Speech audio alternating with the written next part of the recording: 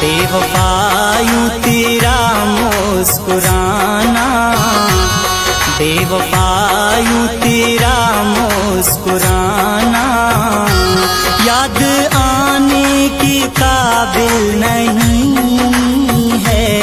बेवफा यूं तेरा मुस्कुराना, इस कदर जुल्म ढाए है तूने, इस कदर जुल्म ढाए है तूने, सर उठाने के काबिल नहीं है।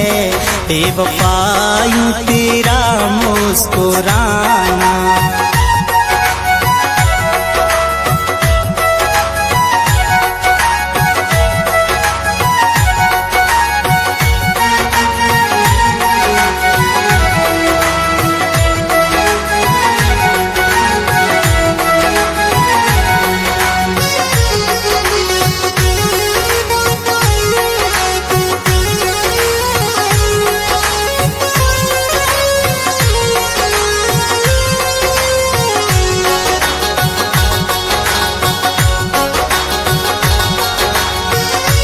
मैंने खत लिख के उनको बुलाया, बुलाया, मैंने खत लिख के उनको बुलाया, बुलाया, आके कासिद ने दुखड़ा सुनाया।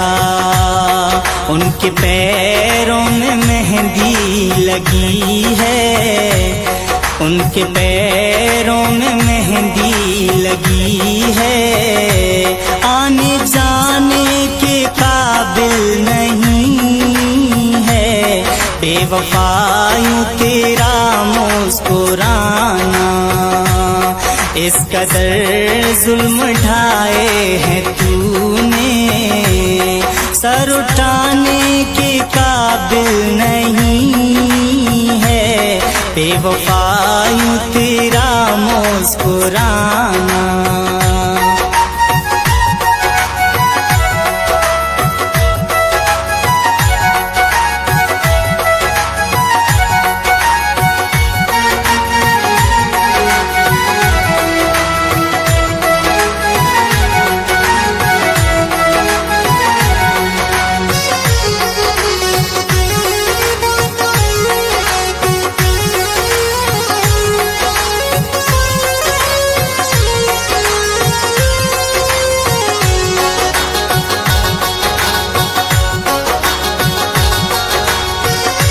मैंने फोन करके उनको बुलाया, बुलाया, मैंने फोन करके उनको बुलाया, बुलाया, उनकी मम्मी ने आके उठाया। उनके हाथों में मेहंदी लगी है, उनके हाथों में मेहंदी लगी है, खून उठाने के काबिल नहीं है।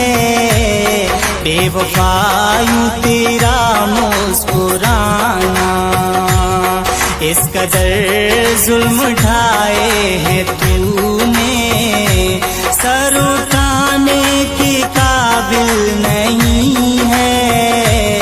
बेवफा यूं तेरा मुस्कुराना।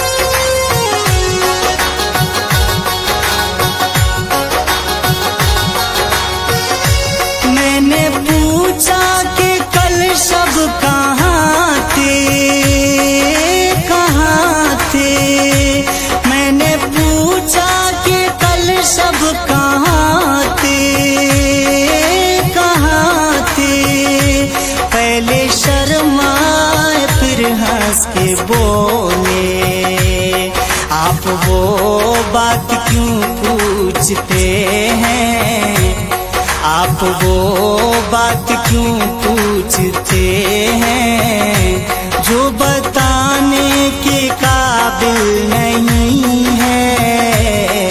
बेवफा यूं तेरा मुस्कुराना, इस कदर जुल्म ढाए हैं तूने, इस कदर जुल्म ढाए हैं